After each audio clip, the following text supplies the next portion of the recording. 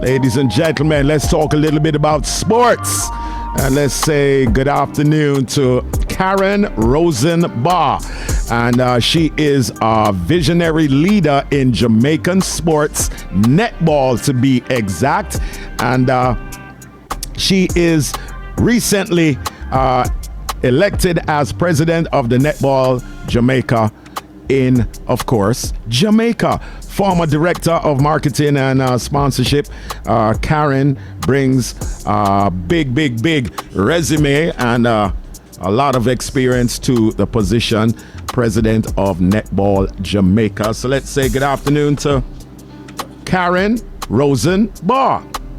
Good afternoon. Hi, good afternoon. How you doing today? I am great, actually. Bit hot, but great. Okay, now you cannot complain about the heat. You know that, right? No, we're trying to give thanks always. Rain, heat, we take it. All right, now a little bit about what's going on in netball today. I mean, you are the president of Netball Jamaica, and I know that you have a lot planned for the near future. You're also former Wolmer's High School student, and that means student. Former. Yeah, man. I'm correct with that, right? Of course. Well, it's a student, took me back, but yes, that was a long time ago. Yeah. It doesn't matter. You're still a Wolmerian, no matter what. Always. Always. All right. Now, with everything that's going on right now, and a lot of folks are looking forward to, big things, sports-wise, and netball is a major part of what takes place on the sportscape in Jamaica. And I have to ask, so as the president now, what's in the immediate plans?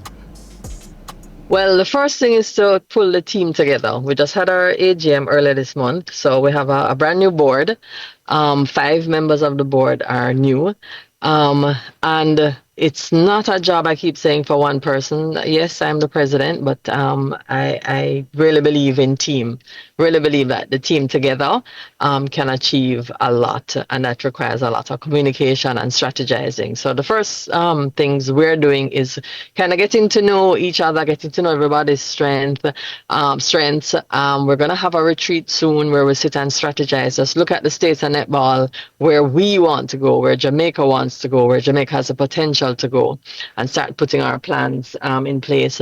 Also, at the top of the list right now, we're preparing a team for the Under 21 Netball Youth World Cup. It's a big deal. They haven't had one in 8 years because of COVID. Jamaica qualified top of the region, and we're working on putting everything in place, including the funds, which, always challenge us. But that's at the top of the priority list in the first couple of weeks, for sure. Okay, now let's talk a little bit about the foundation of the sport, because I can tell you, I'm a sports person, and growing up in Jamaica, I always used to admire the netball ladies, the ladies and the girls who were playing netball, and they were always very, very dedicated from what I could see. But explain the structure of the sport in Jamaica. What age group do the players usually start, and they're playing from, what level?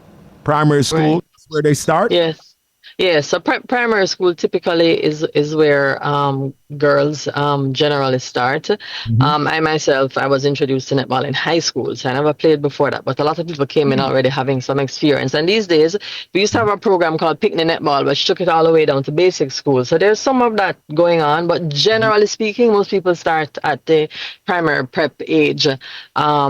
And then the play in high school, most of the high schools, girls' schools and the co-ed schools have teams, and they play in ISA-run organizations, just like competitions, just like you have the Manning Cup and the other competitions for the age groups. They have the same thing for netball.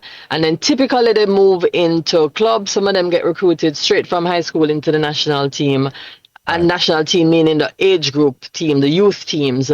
So some of our teams kind of went a little dormant during COVID. We've just restarted our under 16 and the under 21s. You know, our almost the lost girls that we've pulled back together to have this under 21 team moving into a World Cup. And then from there, you move into A squad maybe, and then to the national team based on trials, selection, all of that. That's typically how we move through. Right. So at the club level, right, that would be Yes. the highest level in the sport before they get Locally. Yes. before they Yes. get to the World Cup level. Yes, before they get onto a junior team and then onto a senior team. Some of our girls do graduate from local club level to international club level. So we are blessed. We have 8 members of our squad who play overseas in the highest league in the world, that's the Australian League. So that does add some interest and depth to what's going on in the world of netball. So typically that's where if you are an aspiring international netballer, you want to move from. We have girls in the English league as well. 2 young ladies who came from England to us rather than from Jamaica to England. But we've had girls playing in the English league as well, in their Super League. So there's opportunities for international play as well as being on the national team if you are at a very high level. Okay, now And you know we are. and yes, exactly. And we're usually at the top of any sport that we get involved in. Now, how are those opportunities when you maybe compare them to other sports as far as professional opportunities? I mean, a lot of folks are going to ask the obvious questions. How lucrative can these professional positions be? Well, I mean, for the girls who play in the leagues over in Australia and England, that's how they make their living. You know, they're professional athletes. So, I mean, you don't have as many opportunities, I would say, like a footballer, where there are leagues at various levels all over the world. And there are leagues, but the ones that are professional typically would be Australia, England, New Zealand, who tend to have more of a closed system. So you don't have as much opportunity for entry. We've tried building our own elite league here. We are way off from that standard, but we are working towards it. So we have a semi-professional league here, which pays what would equate to a stipend. But if you're really looking for the big leagues, it's Australia or England that you're going to end up in. And we do have a significant percentage of our team members playing in that league and doing really well, like star in the show. Their finals in Australia League comes up next week, and one of the finalists has 3 Jamaicans on it. Nice. So that should tell you something. 3 out of a squad of 10 or 11. Now, I know it's obviously a building process, but we have to ask you, as the president of Netball Jamaica, Karen Rosenbaugh is the president, ladies and gentlemen, and we're getting more information as to why we need to support the netball girls, the Sunshine Girls, right, Karen? That's right. How can we support the team and support the girls to elevate to the next level? Right. So one of the first things you can do, well, first of all, recognize that Jamaica are number 3 in the world, right? We're the highest ranked team of any sport in coming out of Jamaica. Nice. When you're talking about a team, we're not talking about individual athletes like in track and field for a team sport. Yes. So we as corporate Jamaica, first of all, you can, we do outreach all the time. We package ourselves to offer a great product, because it's all about, sports is a business. And when people come to support, when companies come to support a sport like netball, they're looking for returns. What we've tried to do recently is to make sure that the girls are playing more at home, so that you do get that ability to activate around the team and to engage fans and to show support for our national team. If you were in Jamaica in January or in November of last year when we played England and South Africa, you would see the buzz and the vibe that comes with a netball series, especially including the Sunshine Girls. It's a different level of entertainment and sport. That's the first thing. But outside of just national pride, I mean, a lot of these girls come from humble beginnings, almost all of them, I would say, and they've worked hard and elevated themselves, to the top of the rank in the sport. So if they're available as brand ambassadors. So there are opportunities there for companies to activate. But also, if you're an individual and you want to donate and reach out, and we've had some of that. We've had outreach from across the world. We had a large donation from Australia when we were building up to the World Cup in 23. They just wanted to see the Sunshine Girls, do well, and the possibility and the potential that they have. They want to see it executed at its finest. So you can reach out to Netball Jamaica through our secretariat, which is based at the arena, and you can donate, or you can try to align yourself to the team through sponsorship. All right. Now, that is one of the things that we like to encourage our listeners here at Irie Jam Radio to do.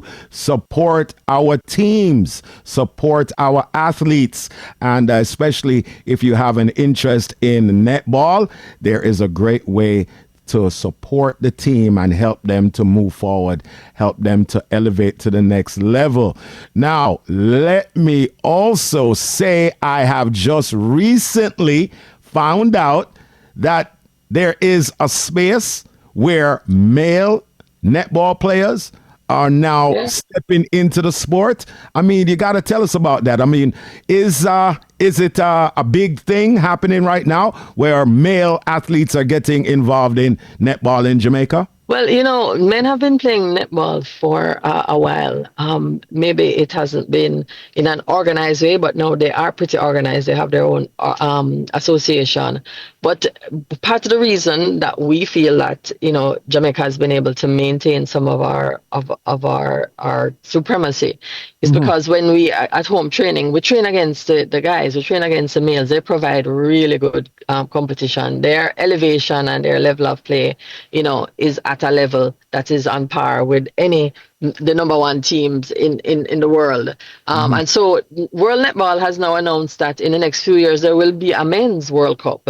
Jamaica has a men's team. They have played internationally. They have won every encounter international that I know of so far. So it is something that we're building to align with their program to ensure that we move netball. Netball is a winner, and that netball moves forward as a global sport. Wow. So, yeah.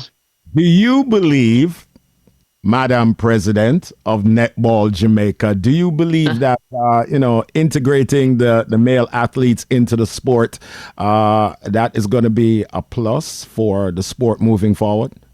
I believe so. I believe in part of our quest to become an Olympic sport, for example, that's been one of the drawbacks, that netball has been a sport for women only.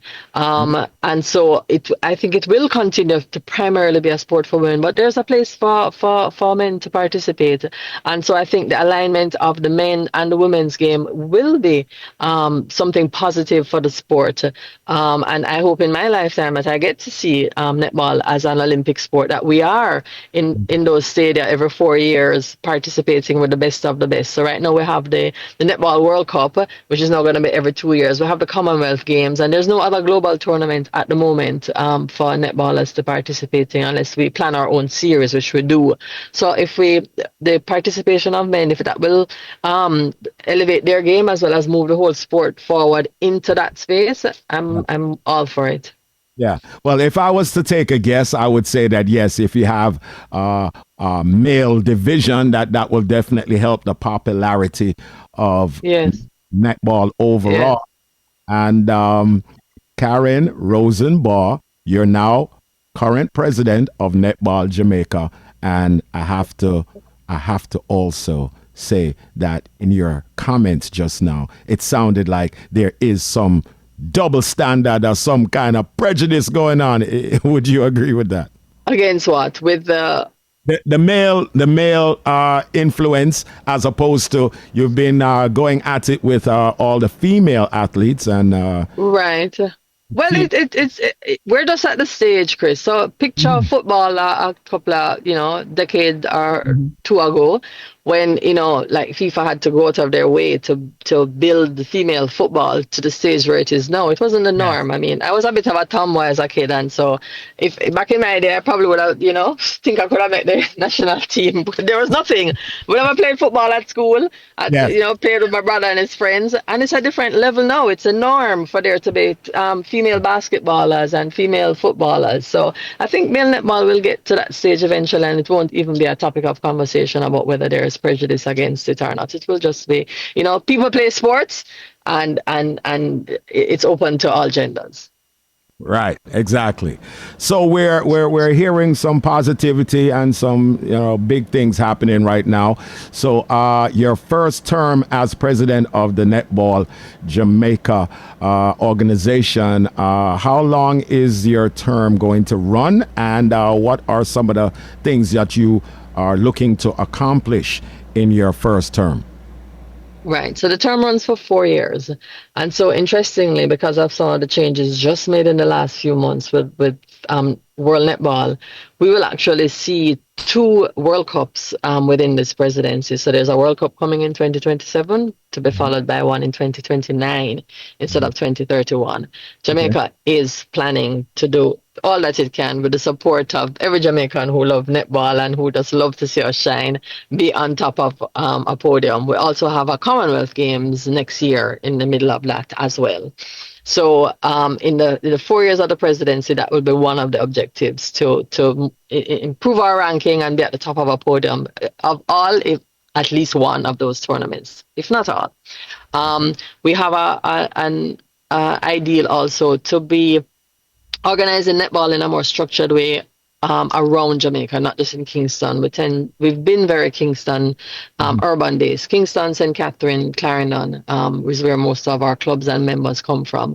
We are working to rebuild or start parish organizations. Some existed before and have fallen by the wayside. Some work has to start there as well, definitely, as well as doing some work on our coaching and umpires programs to make sure that those stay at a very high level, because the sport cannot exist with only players. So those are some of the priorities in this first term. Yeah, I'm glad that you said that. Just developing the sport overall all around the island. And I also know that Homewood Tech just made history. Yes. As the first Jamaican team to win the World Schools Netball Cup in England. And that must be a big step up, and that should help you in your quest to develop the sport, yes? Yes, that was a huge accomplishment by Homewood. Kudos to them and their coach, Colleen Graham Powell, and to the whole school. Some of those players are part of our under-21 team, which are heading to the World Cup. So it just shows that netball is being played at a high level around Jamaica. It's just to make sure our structure, gives the pathways for these young girls to move right through the program in an obvious way. But it was not unexpected, because Homewood have won ISA competitions, many times over the years, and I think they're the current All-Island champions. But it was a great achievement for them, and I hope they get, everything that they deserve from this win. Yeah, it is good look, good vibes, Very good look. Yeah, very, very good look. And netball in Jamaica is growing and growing. So, ladies and gentlemen, you can support the players, support the athletes. And right now we're talking to Karen Rosenbaugh, the president of Netball Jamaica. And again, in your opinion, the best way for us as a diaspora, people in the diaspora, how can we support immediately, like get to, some way, somehow?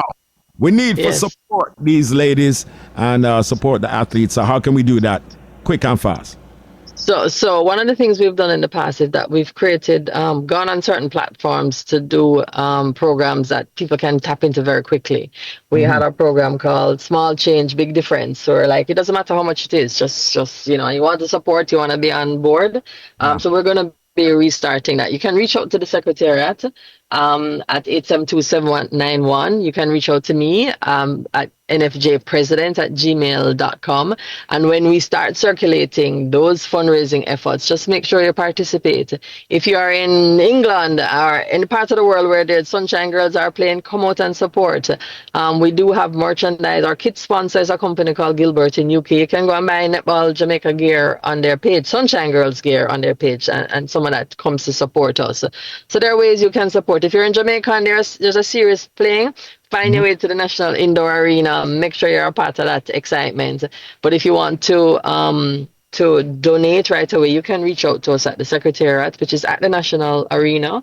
And our number is 872-7191. And as I said, my email address is nfjpresident@gmail.com. And is there a website, Madam President, that we could get more information just to stay? Yeah, so we're currently rebuilding our website. You can go to our Instagram pages, to Netball Jamaica on Instagram. You can reach out to us there as well for the time being while we're working on rebuilding our website so that you can have easy access to donate and to buy merchandise and to get information on the team and the girls. All right. Thank you very much, Karen Rosenbaugh, President of Netball Jamaica, for the information. And we are going to continue to spread the word. And we want to get our listeners here in the New York tri-state area and, of course, around the country and around the entire world to get more involved and support the Netball Jamaica organization and all the great things that are to come very, very soon. We're looking for big things. So, Madam President, thank you very much. Thank you. Thank you, Chris. Thank you. Head on over to our Instagram page, Netball Jamaica, at Facebook or Instagram. You can send us a DM or you can reach out to us through our offices. Thanks so much. All right. You're very welcome, and we'll be talking again very soon, okay? All right. Thanks again, Irie Jam. All right. Thank you. Bless. All right. So, ladies and gentlemen, a little bit about some big things happening in sports. This is Irie Jam Radio. Got to say big respect to Irie Jam Sports right now. We have some things that are unfolding right here on Irie Jam Radio. 97.1 FM HD3 and IrieJamRadio.com. That is a great way to stay connected. Irie Jam.